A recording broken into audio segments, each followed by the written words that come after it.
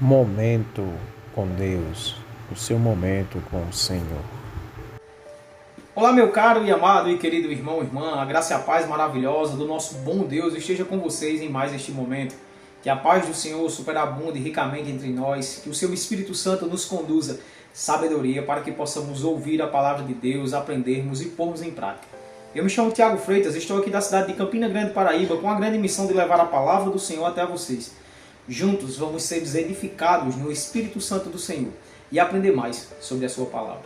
Vamos continuar, meus irmãos, com o estudo que estamos fazendo no livro dos Saltérios, nos Salmos.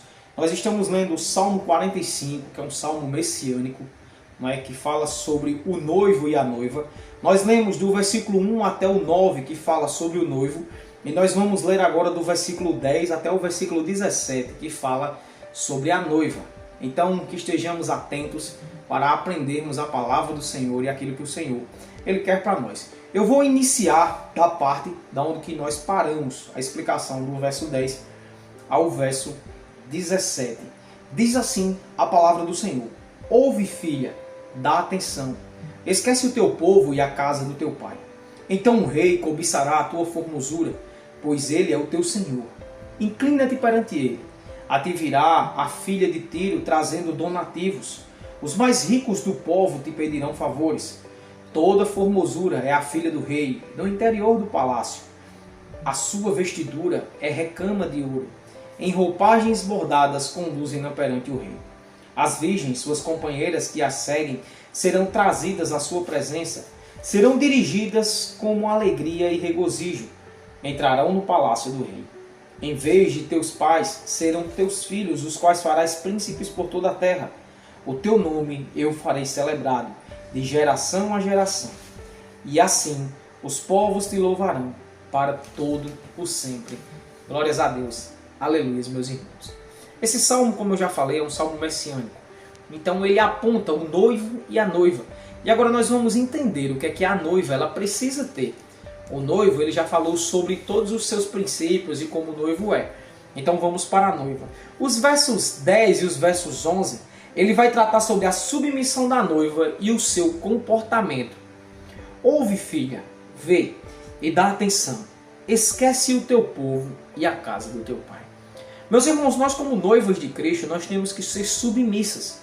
E para sermos submissos, esse verso 10, ele nos diz o seguinte, que nós devemos ouvir as instruções do Senhor, nós devemos ver, nós devemos obedecer e nós devemos dar a atenção, nós devemos prestar atenção sobre aquilo que o Pai ele nos fala e devemos ser como o Senhor ele quer para mim, para você e para todos nós.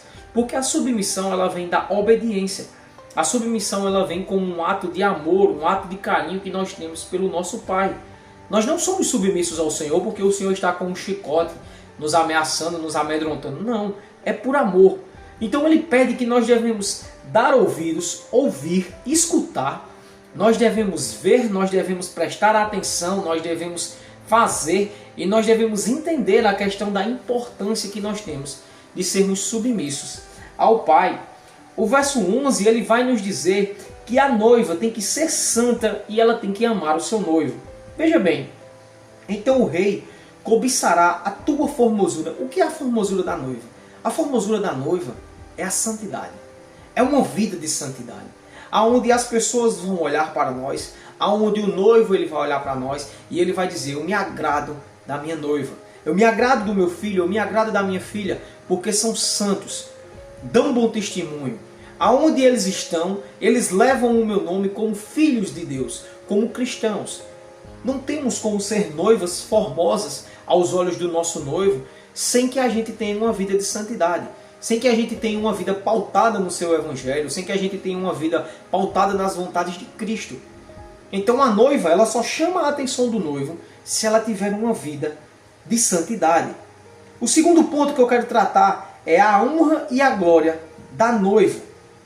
A honra e a glória da noiva ela vai mostrar no versos 12 e 13. No 12 diz, a noiva precisa ser honrosa entre todos, ter um bom exemplo e uma boa fama. Eu quero trazer a explicação que eu achei bastante interessante aqui no livro de Hernandes, que ele diz desse jeito.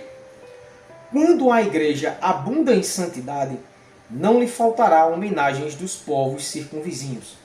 A sua glória ela impressionará e atrairá os gentios, pois até eles também se unem em prestar honras ao Senhor. O poder das missões estrangeiras está em casa. Uma igreja santa será uma igreja poderosa. Não faltará tesouros nos seus cofres enquanto a graça estiver no seu coração. Ou seja, meus irmãos, a santidade ela vai fazer com que nós sejamos pessoas ricas. Ricas em quê? Ricas em elogios. As pessoas vão nos elogiar. As pessoas vão reconhecer que verdadeiramente somos filhos de Deus. Então, a noiva do Senhor ela tem que ser uma noiva que tem uma boa fama. Não como as pessoas muitas das vezes têm uma má fama de serem mentirosas, de serem pessoas que roubam, pessoas desonestas, pessoas que são presas em vícios, pessoas que cometem adultério, pessoas que cometem cobiça. Então, a noiva do Senhor ela tem que ser uma noiva honrosa, ser uma noiva honrada. E isto chama a atenção do noivo. E nós precisamos sim sermos noivas que tenham uma boa fama, que sejam honradas. O verso 13, a glória da noiva está no seu noivo, e em formosa, santa, tanto em casa, como na igreja, como aonde ela estiver. Veja bem, toda formosura é a filha do rei. No interior do palácio, ou seja, na sua casa, a sua vestidura é recama de ouro. Nós temos que ser a mesma pessoa que somos na igreja, a mesma pessoa em casa, a mesma pessoa no trabalho, a mesma pessoa na rua, a mesma pessoa num campo de futebol, aonde quer que nós estejamos. A formosura da filha do Deus Altíssimo e Todo-Poderoso é o seu comportamento. E a sua honra, ela não tem que ser seletiva nos lugares que eles estejam. Se você prestar atenção em Jesus Cristo, aonde quer que Cristo ele estivesse, podia ser na sinagoga, podia ser numa festa de casamento, podia ser no monte, podia ser no mar, podia ser nos sepulcros, podia ser ali no tanque de Betesda, onde só havia pessoas em estados deploráveis. Ele era o mesmo. Ele dava o mesmo testemunho de ser santo, de ser puro, de ser o Filho do Deus Altíssimo. Então a honra da noiva de Cristo é ser a mesma pessoa, tanto no interior da sua casa, como nos demais lugares. E isto é bastante importante para a vida do cristão.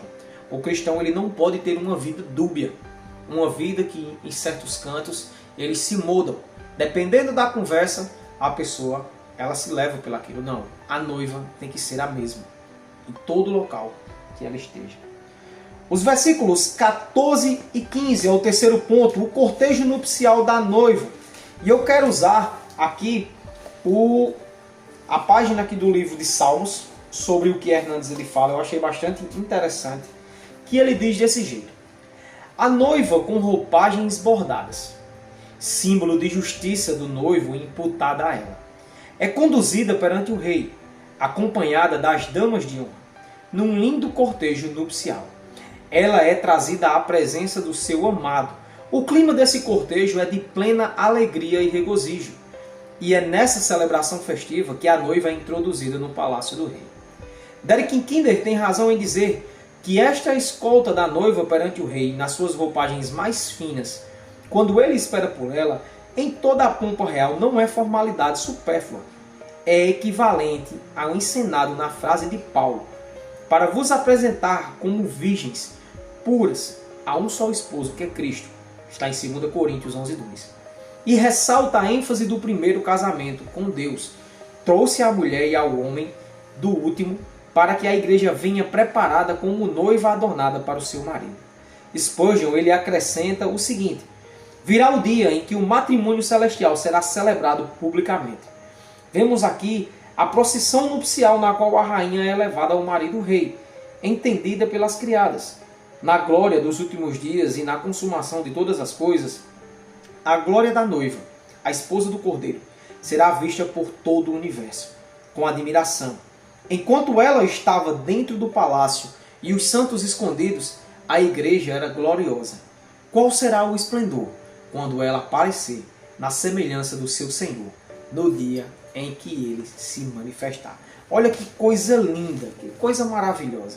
Então, todo esse aparato que ele fala no versículo 14 e 15, das roupagens bordadas, conduzidas ao rei, as virgens, companheiras que seguem, que serão trazidos à presença, tudo isso, isto é a preparação um dia, quando nós estivermos perante o noivo, quando nós estivermos perante Cristo. Então, que coisa maravilhosa! A igreja, um encontro da noiva com o noivo. Os versos 16 e os versos... O verso 16, ele fala sobre os herdeiros.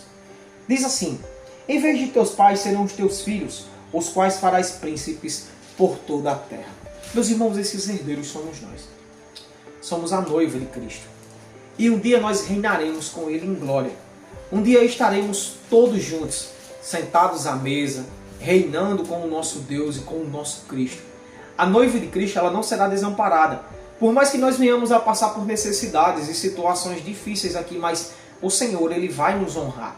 Ele vai nos honrar aqui, Ele vai nos honrar também naquele dia. No dia em que ressoar a última trombeta e que os filhos de Deus herdarão e reinarão com Ele eternamente. E o verso 17 é a honra e a glória eterna do noivo. Veja bem, o teu nome eu farei celebrado de geração em geração, e assim os povos te louvarão para todo sempre. Filipenses 2, dos versos 9 até os versos 11, ele nos diz assim: pelo que também Deus o exaltou sobremaneira, e lhe deu um nome que está acima de todo nome, para que ao nome de Jesus se dobre todo o joelho, nos céus, na terra e debaixo da terra, e toda língua confesse que Jesus Cristo é o Senhor, para a glória de Deus Pai. Todo joelho se dobrará, toda língua confessará que Jesus Cristo é o Rei dos Reis, o Senhor dos Senhores, o Deus Filho amado, o noivo que veio para resgatar a sua noiva. Então todos honrarão, glorificarão e bendirão o nome do nosso Deus. E eu tenho aqui 4 aplicações para nós, meus irmãos, para que a gente possa pôr em prática. O noivo, ele é santo e ele exige uma noiva santa. Nós vamos ver em quase todo esse texto ele falando sobre isso, sobre uma vida de santidade e sobre o procedimento santo. E assim como o noivo ele é santo, ele pede de nós santidade, então precisamos praticar a santidade em nossas vidas. Segundo, o noivo ele é poderoso e ele exige uma noiva submissa. Se nós não aprendermos a sermos submissos, obedientes ao Senhor em amor, infelizmente nós não vamos ter parte com Ele. Deus ele tem falado com nós diariamente. E mesmo que Ele não fale conosco através da Sua palavra, Ele fala por nós na manifestação da Sua natureza. A chuva, as árvores, as nuvens, os céus. Então nós conseguimos ver a beleza de Deus em todas essas coisas. E o que nós temos feito? Temos sido submissos à Sua vontade? Temos ouvido a Sua voz e sendo pessoas cada vez melhores e fazendo a Sua vontade? É um Deus poderoso e Ele exige de nós que sejamos submissos. O noivo, ele é justo e ele exige da sua noiva que a sua noiva ela seja justa, que ela seja honesta, que ela fale a verdade, que ela haja com justiça e com integridade, independentemente de quem seja. Deus ele não olha para nós com rótulos, se somos brancos, se somos pardos, se somos negros. Ele não olha para nós se somos ricos, se somos pobres, se somos mendigos. Ele não olha para nós por status, por posição. Ele olha para nós, querendo de nós a justiça. Porque Ele é um Deus de amor, mas é um Deus justo. E em quarto e último lugar, o noivo, Cristo Jesus, honrará a sua noiva, a igreja fiel, em todo o tempo. Se você for uma noiva que é submissa, que busca santidade, que busca a justiça, você será honrado. Se alegre no Senhor, porque um dia nós estaremos juntos com Ele no reino dos céus. Ó Pai, eu louvo ao Senhor, meu Deus, por mais este momento. Eu louvo ao Senhor pela Tua bondade, pelo Teu poder, pela Tua graça. Eu louvo ao Senhor por esse Teu salmo. Um salmo difícil de se estudar, eu confesso. Mas que Tu nos conceda graça, nos conceda sabedoria, nos conceda sermos uma noiva, Senhor, que Te glorifica em todo lugar e onde quer que estejamos. Perdoa os nossos pecados, as nossas fraquezas e falhas.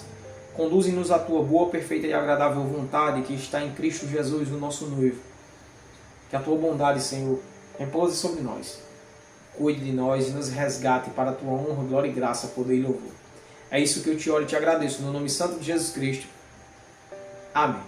Meu irmão e minha irmã, se você não é um inscrito, eu te chamo para fazer parte da nossa comunidade. Se inscreva, faça parte e nos ajude a levar essa palavra para mais pessoas. E também eu quero te lembrar da ordem que Jesus Cristo nos deu, de irmos por todo este mundo e levarmos o Evangelho a toda criatura. Eu estou fazendo a minha parte, faça a sua. Compartilhe essa mensagem com quem você ama. Que a graça e a paz do nosso Salvador e bondoso Deus esteja com todos nós. No nome santo de Jesus Cristo. Amém. Esse foi mais um momento com Deus, estando na presença do Senhor e glorificando o seu nome. Fiquem todos com Deus, em nome de Jesus Cristo. Amém.